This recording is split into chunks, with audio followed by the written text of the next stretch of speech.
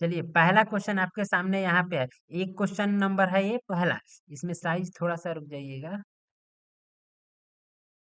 चलिए पहला क्वेश्चन है कि पौधों में जनन अंग कहाँ पाए जाते हैं। यानी कि जो पौधों में जो होते हैं उसमें जनन अंग कहाँ पाए जाते हैं, तो पौधों में जनन अंग उसके पुष्प में पाए जाते हैं। अगर पुष्प ऑप्शन में नहीं होता तो इसका आंसर हो जाता फल, लेकिन अगर ऑप्शन में पुष्प है तो पुष्प ही आंसर होगा, यानी कि पहले का ऑप्शन नंबर बी हो जाएगा एकदम सही। पौधों से एक और क्वेश्चन पूछता है कि पौधों में भोजन का जो स्थानांतरण होता है किसके द्वारा होता है, तो भोजन का स्थानांतरण होता है फ्लोएम द्वारा। और पूछेगा कि पौधों में जल का स्थानांतरण किसके द्वारा होता है, तो पौधों में जल का स्थानांतरण होता है जाइलम द्वारा। आपको देखने को सिर्फ ये एक क्वेश्चन है, लेकिन एक क्वेश्चन से हम आपको तीन चार क्वेश्चन बता देंगे, तो आपको बस इसको याद कर लेना है। एग्जाम देने से पहले इसको सुन के पूरा वीडियो को जाना है, ताकि आपका रिवाइज हो सके। पढ़ाई आप सभी ने किया है, बस आप सब लोग अब रिवाइज कीजिए। तो पहले का आंसर हो जाएगा ऑप्शन नंबर बी।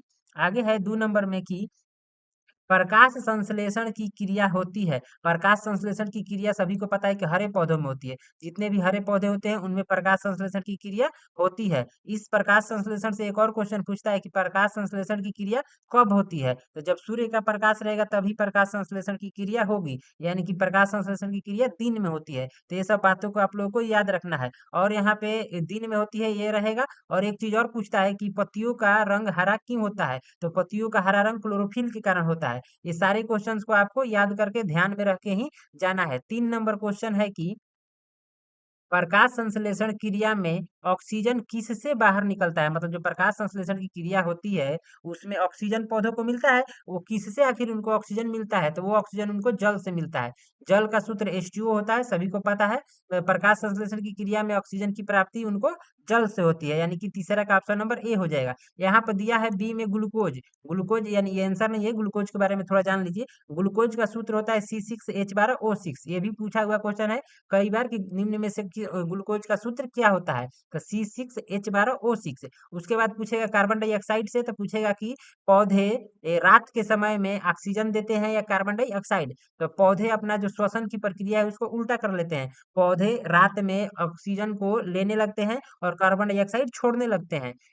जबकि दिन में पौधे कार्बन डाइऑक्साइड को सोखते हैं और ऑक्सीजन को निकालते हैं, यानी कि दिन में उनका सही रहता है, रात में उल्टा हो जाता है।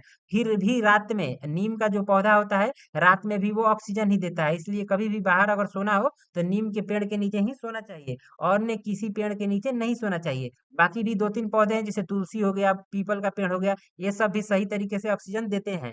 बाकी जितने भी पेड़ पौधे हैं वो अपना काम उल्टा करने लगते हैं। एक चीज और कार्बन डाइऑक्साइड से पूछेगा कि सबसे जो हमारा ओजोन परत है उसको नुकसान किस गैस से सबसे ज्यादा है, तो सबसे ज्यादा उसको नुकसान होता है कार्बन मोनोऑक्साइड यानी कि CO से। लेकिन जो हमारा ये वायुमंडल है इसको सबसे ज्यादा नुकसान होता है कार्बन डाइऑक्साइड से। एक चौथा क्वेश्चन है यहाँ पे कि जठर ग्रंथियां कहाँ पाई जाती है, तो जठर ग्रंथियां आपको आमाशय में पाई जाती है। याद रखना है कि जठर ग्रंथियां आमाशय में पाई जाती है। बाकी यहाँ पे ऑप्शन नंबर डी है कि मुंह मुंह के बारे में अगर क्वेश्चन पूछेगा तो 10 में पूछ सकता है कि पाचन का प्रारंभ सबसे पहले कहाँ होता है, तो पाचन का प्रारंभ सबसे पहले मुख से होता है। ठीक, उसके बाद अगर यकृत से अगर क्वेश्चन पूछेगा तो इसमें पूछेगा कि शरीर की सबसे बड़ी ग्रंथि कौन होती है, तो शरीर की सबसे बड़ी ग्रंथि यकृत होती है। उसके बाद अग्न्याशय से अगर क्वेश्चन पूछना चाहे तो पूछ सकता है कि हमारे शरीर की दूसरी सबसे बड़ी ग्रंथि कौन है, तो अग्न्याशय होती है। एक चीज और पूछेगा कि इंसुलिन का स्राव कहाँ से होता है, तो इंसुलिन का स्राव अग्न्याशय से ही होता है। बाकी इस चौथे क्वेश्चन का आंसर हो जाएगा ऑप्शन नंबर बी, अमाशय, यानी जठर ग्रंथियां अमाशय में पाई जाती है। बाकी इन सारे ऑप्शंस के बारे में भी आपको जानकारी होना आवश्यक है। आगे चलेंगे 5वें नंबर क्वेश्चन की ओर। 5 में है कि ग्लाइकोलिसिस की प्रक्रिया संपन्न होती है, मतलब ग्लाइकोलिसिस की प्रक्रिया कहाँ संपन्न होती है, तो ये होती है आपको कोशिका द्रव में। कोशिका द्रव में ये प्रक्रिया संपन्न होती है। बाकी ये ऑप्शन में दिया ऑस्टोमाटा, तो ऑस्टोमाटा पौधों में सांस लेने में सहायता कराता है। ऑस्टोमाटा जो होता है ना, ऑस्टोमाटा का ही खुलना और बंद होना उसका सांस लेने में मदद करता है। आगे दिया है केंद्रक। केंद्रक से अगर क्वेश्चन पूछना चाहे तो पूछेगा कि केंद्रक का खोज किसने किया था, तो केंद्रक का खोज रॉबर्ट ब्राउन नामक वैज्ञानिक ने किया था। आप लोगों को याद रखना है ऑप्शन नंबर बी में केंद्रक के बारे में। बाकी इसका आंसर डी है, लेकिन इसके बारे में भी आपको याद रखना है कि केंद्रक का खोज रॉबर्ट ब्राउन ने किया था। कई बार पूछ चुका है कि केंद्रक का खोज किसने किया था, तो रॉबर्ट ब्राउन ने। केंद्रक होता क्या है, तो ये सब सभी कोशिकाओं में एक केंद्रक होता है, वही एक केंद्रक है। आगे पूछेगा अगर माइटोकॉन्ड्रिया से, तो इसमें पूछेगा कि कोशिका का पावर हाउस किसे कहा जाता है, तो वो हो जाएगा माइटोकॉन्ड्रिया। बाकी पांचवे का ऑप्शन नंबर डी याद रखना है। आगे 6 नंबर है कि इथाइल एल्कोहल किस प्रकार के श्वसन से बनता है, तो इथाइल एल्कोहल आपको अवायवीय श्वसन से बनता है। एक होता है वायवीय और एक होता है अवायवीय। वायवीय श्वसन ऑक्सीजन की उपस्थिति में होता है, अवायवीय श्वसन ऑक्सीजन की अनुपस्थिति में होता है। आगे चलेंगे 7 नंबर की ओर। 7 में है सबसे छोटी अंतःस्रावी ग्रंथि कौन है। मतलब हमारे शरीर में सबसे छोटी अंतःस्रावी ग्रंथि कौन है, तो हमारे शरीर में इनमें से आंसर हो जाएगा पिट्यूटरी ग्रंथि, यानी पिट्यूटरी ग्रंथि इनमें सबसे छोटी है। बाकी इसका सही आंसर हो जाएगा पीनियल ग्रंथि। पीनियल ग्रंथि इसका आप लोग यहाँ पे ब्रैकेट में लिख लीजिएगा, पीनियल ग्रंथि। यहाँ पे माउस से ये चला रहे हैं, तो माउस से लिखा नहीं सकता है, लिखने में बनता नहीं है, इसलिए आप लोग अपना सुन के ही लिख लीजिएगा। पिट्यूटरी ग्रंथि को ही क्या आप कह देंगे यहाँ पे, पीनियल ग्रंथि। ये बाकी पूछता है कि मास्टर ग्रंथि किस ग्रंथि को कहा जाता है, तो पिट्यूटरी ग्रंथि का ही दूसरा नाम मास्टर ग्रंथि है, यानी कि मास्टर ग्लैंड इसको बोला जाता है।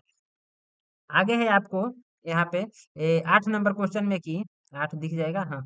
8 है कि पौधों के वायु भागों से जल के ह्रास की क्रिया क्या कहलाती है। मतलब कि पौधों के जो वायवीय मतलब जो बाहर वायु के संपर्क में है, यानी पौधा टहनी मतलब उसका पत्ता टहनी ये सब, उससे जब वाष्प के रूप में पानी निकलता है तो उसको क्या कहते हैं पूछ रहा है, तो यही हो जाएगा वाष्पोत्सर्जन। वाष्पोत्सर्जन इसका सही आंसर।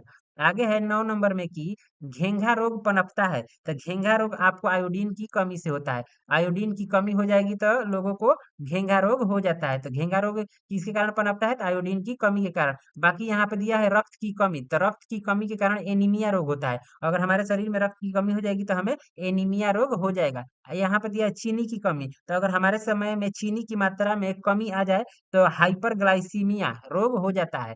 बाकी मोटापा के बारे में तो सबको पता है कि ये फैट बढ़ जाने से होता है। आगे है 10 नंबर क्वेश्चन में कि रक्त में हल्के पीले रंग के चिपचिपे द्रव को क्या कहते हैं। मतलब जो रक्त में हल्का पीले रंग का चिपचिपा द्रव होता है उसको क्या कहते हैं, तो उसको प्लाज्मा कहते हैं।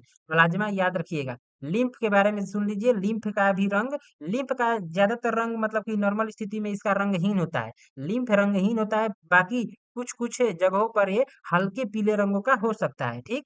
तो ये याद रखना है आपको। 11 नंबर में है कि रक्तचाप मापने के उपकरण को कहते हैं। जो रक्तचाप मापता है उस उपकरण को क्या कहते हैं, इसमें पूछा है, तो इसको कहते हैं स्फिग्नोमैग्नोमीटर। स्फिग्नोमैनोमीटर यानी 11 का ऑप्शन नंबर डी हो जाएगा एकदम सही। बाकी यहाँ पे ए मीटर दिया है, तो ये धारा को मापता है ए मीटर, ठीक।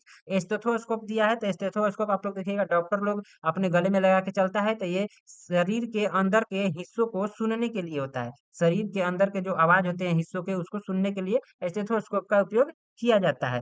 ये यहाँ पे सी ऑप्शन में दिया है लैक्टोमीटर, तो लैक्टोमीटर के द्वारा दूध की शुद्धता को मापा जाता है। लैक्टोमीटर से दूध की शुद्धता को मापा जाता है। 12 नंबर क्वेश्चन है कि वाष्पोत्सर्जन क्रिया पाई जाती है, मतलब वाष्पोत्सर्जन की क्रिया किसमें पाई जाती है, ये पूछा है 12 नंबर में। तो इसका आंसर हो जाएगा पौधों में वाष्पोत्सर्जन की क्रिया होती है।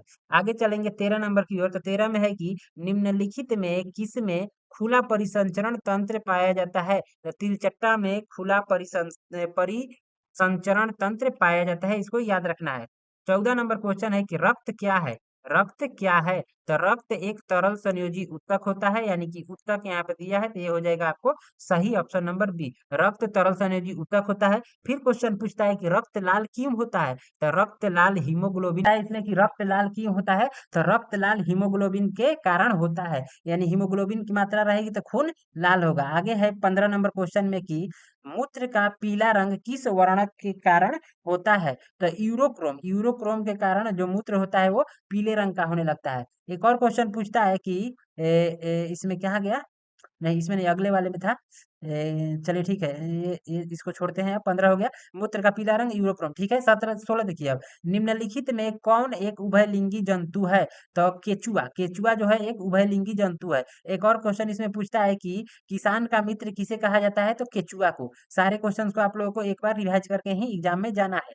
आगे है 17 में कि यूरिया रक्त में कहाँ से प्रवेश करती है? तो यूरिया जो होती है रक्त में यकृत से प्रवेश करती है। 17 का ऑप्शन नंबर सी हो जाएगा। 18 क्वेश्चन की ओर चलते हैं। आगे आपको दिख जाएगा 18 नंबर क्वेश्चन यहाँ पे है कि जैव आवर्धन प्रदर्शित करने वाला रसायन है, यानी कि जैव आवर्धन को प्रदर्शित करने वाला रसायन कौन है? तो डीडीटी। इसका सही आंसर हो जाएगा डीडीटी। अब एक चीज पूछ सकता है कि डीडीटी का फुल फॉर्म आखिर है क्या? तो डाइक्लोरो डाइफेनिल ट्राइक्लोरो इथेन होता है इसका पूरा नाम। फिर से सुन लीजिए, डाइक्लोरो डाइफेनिल ट्राइक्लोरोइथेन इसका पूर्ण रूप होता है, तो उसको आप लोग याद रखिएगा। आगे है 19 नंबर में कि निम्नलिखित में से कौन एक प्राथमिक उपभोक्ता है?